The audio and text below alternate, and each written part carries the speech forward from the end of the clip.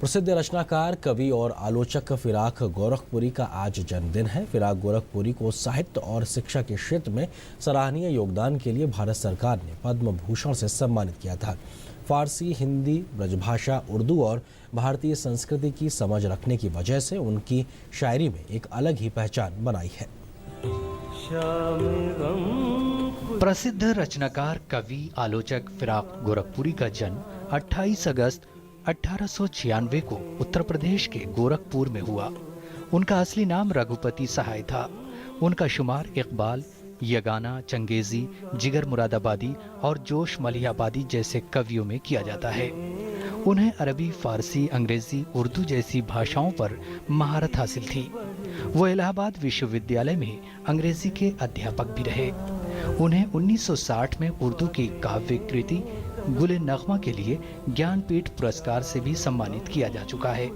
इसके अलावा उन्हें साहित्य अकादमी पुरस्कार और अन्य कई पुरस्कारों से भी सम्मानित किया गया।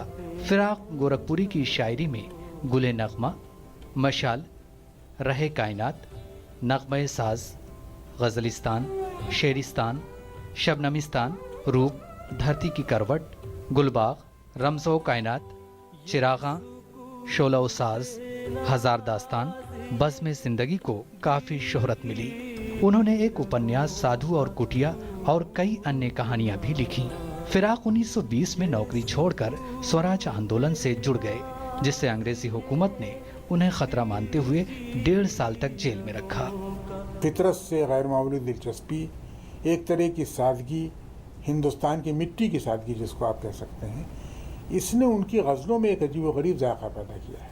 यानी फ़ारसी की गज़ल की रवायत से फ़ायदा उठाने के बावजूद उनकी गज़ल एक नया रंग पेश करती है। भक्ति काल के मुख्तलिफ शायरों को, जिनमें उनको ख़ास दिलचस्पी तुलसीदास से, सूरदास से और कबीर से बहुत दिलचस्पी थी उन्हें, तो ये सारी चीज़ें उनकी शायरी पर भी असरअंदाज हुई और यही वजह है कि फिराक साहब का शेर अलग से पहचाना जाता है। फिराक गोरखपुरी ने अपने साहित्यिक जीवन का आगाज गज़ल से किया।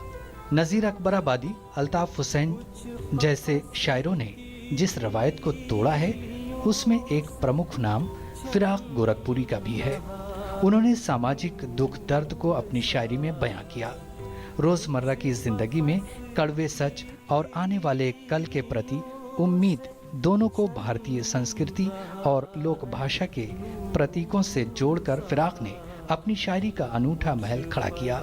फारसी, हिंदी, ब्रजभाषा, उर्दू और भारतीय संस्कृति की गहरी समझ रखने की वजह से उनकी शायरी ने एक अलग पहचान बनाई। फिराक गोरखपुरी को साहित्य और शिक्षा के क्षेत्र में सराहनीय योगदान के लिए भारत सरकार ने पद्म भूषण से सम्मानित किया था। फसीहुर रहमान की रिपोर्ट, DD न्यूज़।